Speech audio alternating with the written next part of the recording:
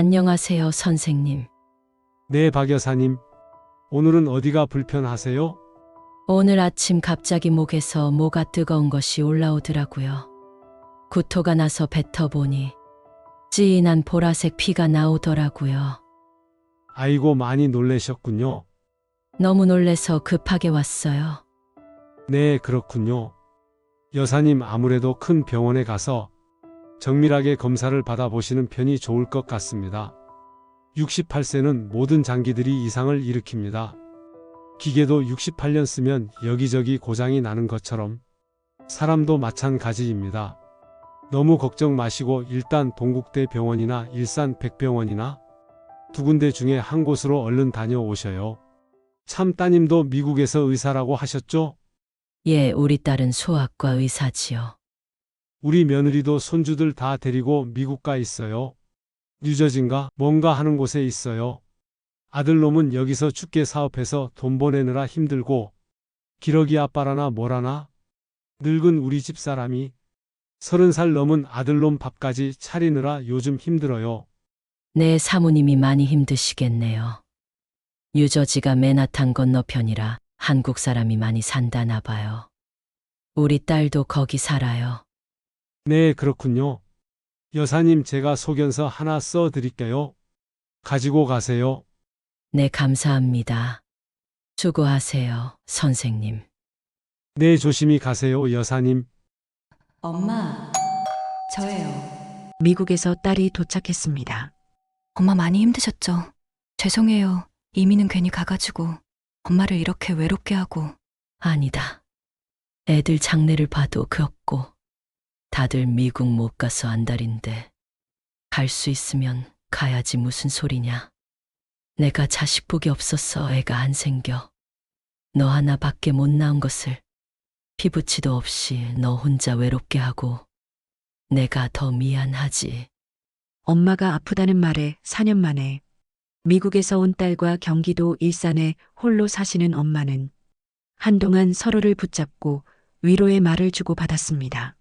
엄마, 백병원 의사 선생님이 결과는 언제 나온다고 해요? 응, 다음 주 화요일에 오라더라. 꼭 보호자와 같이 와야 한다고 해서 어쩔 수 없이 너한테 연락했다. 엄마, 창문을 왜 안 열고 꽁꽁 닫고만 살아요? 이 더위에 방 공기가 너무 나빠요. 혼자 사는데 무섭잖아. 그래서 늘 닫고 지내. 금방이라도 누가 문을 열 것만 같고 네 아버지 떠난 뒤로 왜 이렇게 무섬증이 생긴 건지 모르겠다.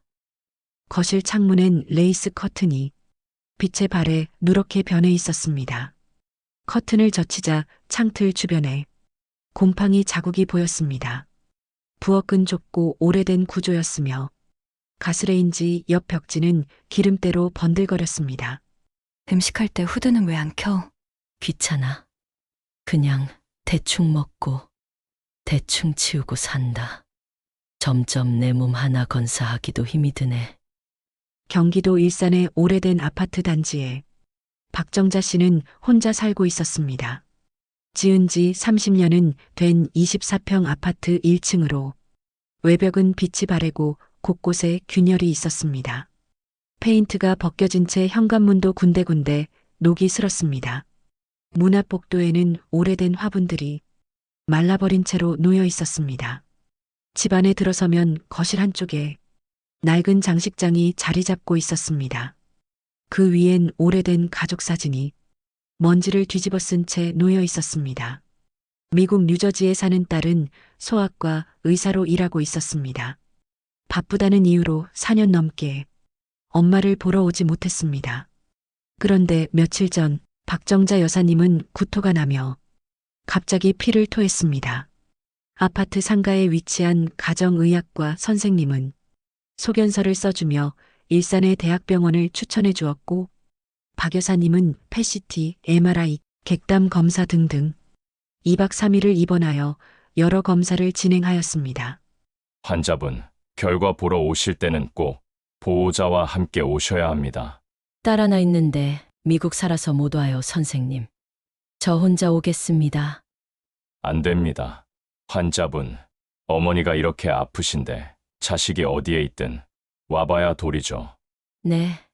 제가 많이 아픈가요? 어디가 고장 난 건가요? 암튼 꼭 보호자와 함께 오세요, 환자분.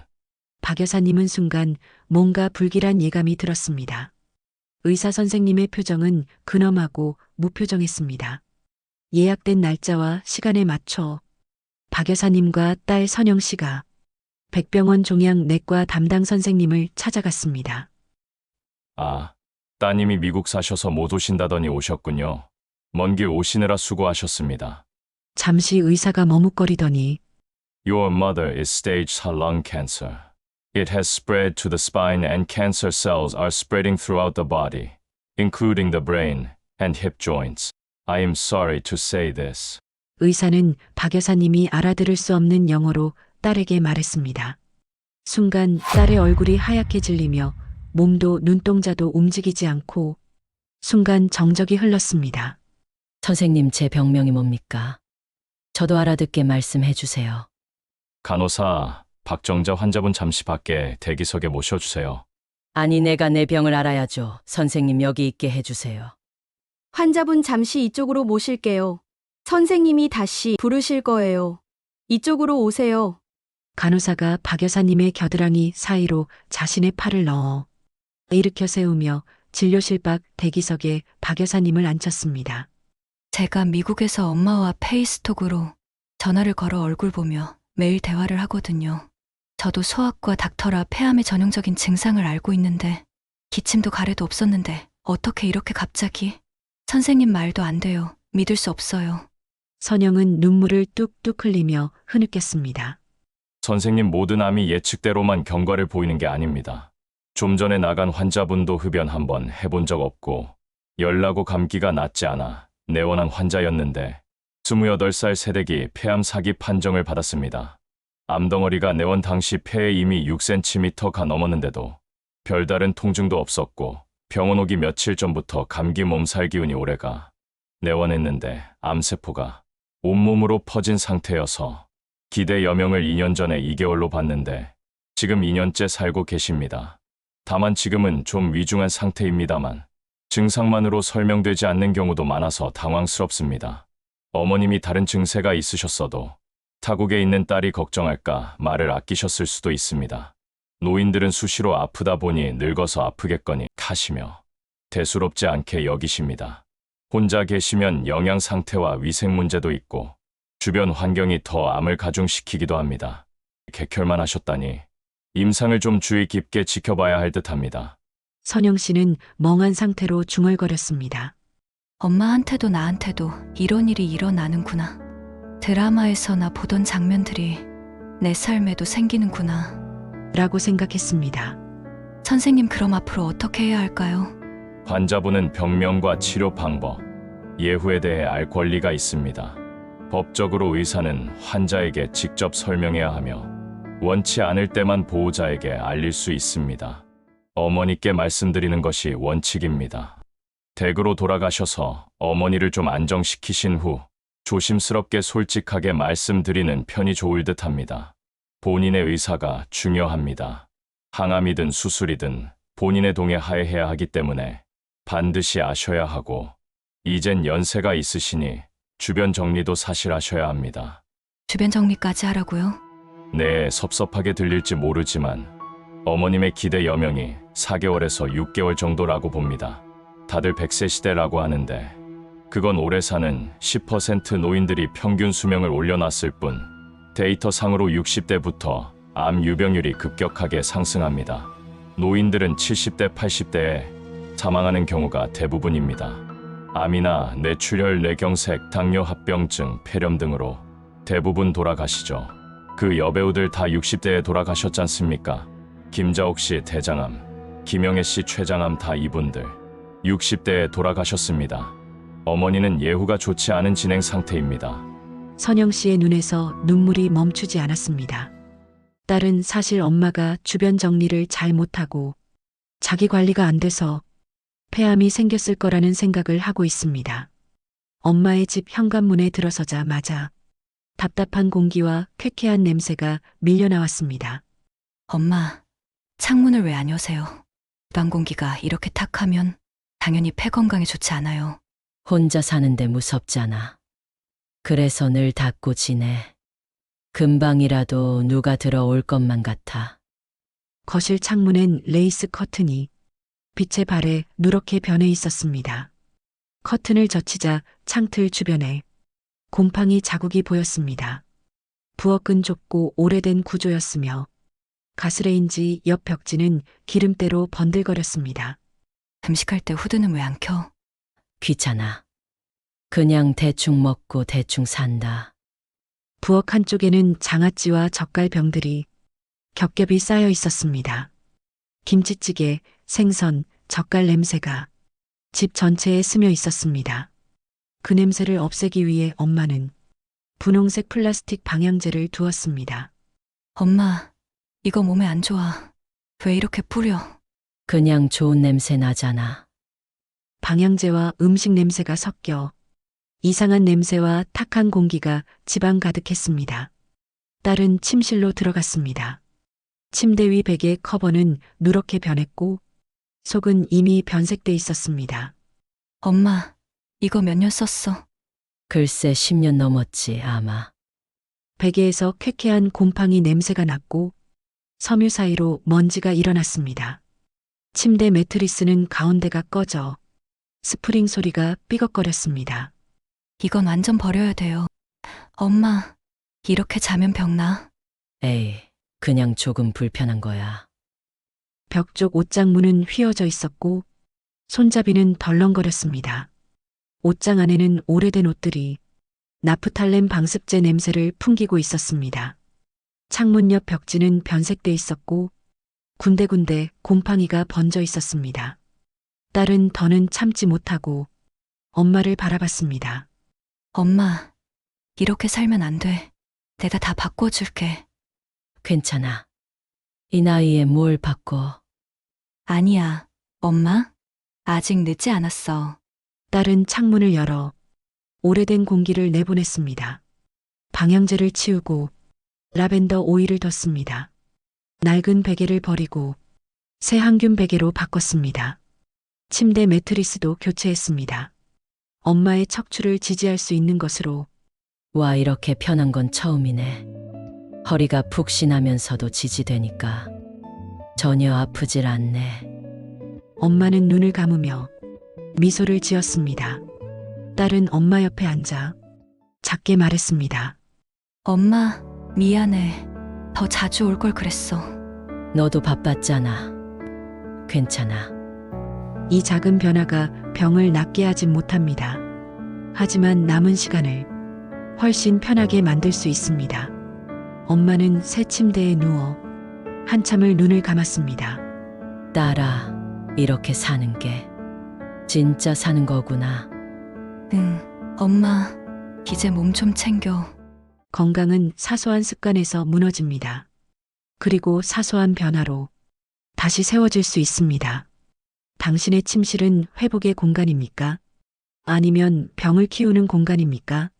오늘 침실을 둘러보시고 바꿀 건 바꾸시기 바랍니다. 그리고 조용히 말씀하시면 됩니다. 내 몸을 위해서라도 이제는 바꾸겠습니다. 오랫동안 큰 병 없이 잘 지냈습니다. 그런데 어느 날부터 아침이면 기침이 멈추지 않기 시작했습니다. 밤새 자고 일어나면 머리가 무겁고 코가 막혔습니다. 허리도 아프고 몸이 무겁지만 그냥 나이 탓이라 생각했습니다. 병원에 가서 검사를 했지만 특별한 원인은 나오지 않았습니다. 의사는 생활 습관을 살펴보라며 집 환경을 점검해 보라고 했습니다. 그때서야 박 씨는 알았습니다. 자신의 침실이 문제였다는 것을. 그녀의 베개는 8년째 사용 중이었고 속에는 진드기와 먼지가 가득했습니다. 침대 옆에는 인공 방향제가 있었고 향 속에 독성 화학물이 포함돼 있었습니다. 매트리스는 10년을 넘게 쓴 상태였고 스프링은 완전히 꺼져 있었습니다. 그 환경에서 박 여사는 매일 8시간씩 몸을 맡기고 있었던 겁니다. 진드기는 폐를 공격하고 방향제는 호르몬을 무너뜨렸습니다. 매트리스는 척추를 비틀고 허리 통증을 만들고 있었습니다. 아무리 병원을 다녀도 증상이 사라질 리 없었습니다. 오늘 위 내용은 최근 폐암 사기 판정을 받은 가까운 지인의 이야기를 약간 각색한 것입니다. 왜냐하면 이건 결코 남의 이야기가 아니기 때문입니다. 지금 이 영상을 보고 있는 당신도 같은 환경에 있을 가능성이 큽니다. 당신의 침실에 있는 3가지 물건이 조용히 당신을 아프게 할 수 있습니다. 그 전에 잠시만요. 노년의 삶에 필요한 좋은 정보를 지속적으로 드리기 위해 여러분의 구독과 좋아요가 꼭 필요합니다. 부탁드립니다. 첫 번째는 오래된 베개입니다. 두 번째는 인공 방향제입니다. 세 번째는 노후한 매트리스입니다. 모두 당신 집에도 있을 수 있습니다. 이 3가지는 하루 8시간 동안 당신을 조용히 병들게 만듭니다. 호흡기를 망가뜨리고 호르몬 균형을 무너뜨립니다. 허리를 비틀어 만성 통증을 만들고 수면의 질을 바닥으로 떨어뜨립니다. 약이나 수술보다 더 먼저 바꿔야 하는 것이 있습니다. 그건 바로 당신의 침실 환경입니다. 그리고 지금이 바꿀 때입니다. 오늘 저는 이 3가지 물건이 어떻게 당신의 건강을 무너뜨리는지 말할 겁니다. 그리고 조용히 말씀하시면 됩니다. 내 몸을 위해서라도 이제는 바꾸자. 당신의 베개 속을 상상해 보셨나요? 땀과 피지, 각질과 먼지가 켜켜이 쌓여 있습니다. 보이지 않는 진먼지 진드기가 그 속에서 번식하며 폐를 공격합니다. 천식, 알레르기 비염, 코막힘은 오래된 베개에서 시작될 수 있습니다. 겉커버를 세탁해도 소용없습니다. 속솜에 스며든 세균은 그대로입니다. 전문가들은 베개를 1년에서 2년마다 교체할 것을 권장합니다. 통기성 좋은 천연 소재를 쓰고 주 1회 이상 세탁 후 햇볕에 말려야 합니다. 이 작은 습관만으로도 호흡기 건강이 크게 달라집니다. 방안을 향기롭게 하는 그 방향제, 정말 안전하다고 생각하시나요?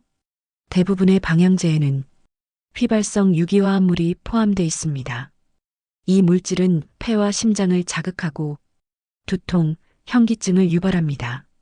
얼마 전 가습기 살균제 사건 기억하시죠? 특히 프탈레이트라는 성분은 호르몬 균형을 깨뜨리는 독입니다. 남성의 경우 테스토스테론이 감소하고 여성은 생리불순과 피로가 찾아옵니다. EPA 조사에 따르면 시중 방향제의 86%에서 프탈레이트가 검출됐습니다. 좋은 향 대신 천연 에센셜 오일이나 건조 허브를 사용하세요. 창문을 열고 햇볕을 들이는 자연 환기가 최고의 방향제입니다. 7년 이상 된 매트리스는 지지력을 잃어 몸을 비틀게 만듭니다. 허리와 목, 어깨에 압력이 쏠리고 수면의 질이 떨어집니다. 밤새 뒤척이고 아침에 더 피곤하다면 매트리스를 의심해야 합니다. 오래된 매트리스 속에는 진드기와 곰팡이가 가득합니다. 호흡기 질환과 피부 트러블의 원인이 되기 충분합니다. 전문가들은 7년에서 8년마다 교체를 권장합니다. 척추를 제대로 받쳐주는 제품으로 바꾸는 순간 수면이 달라집니다.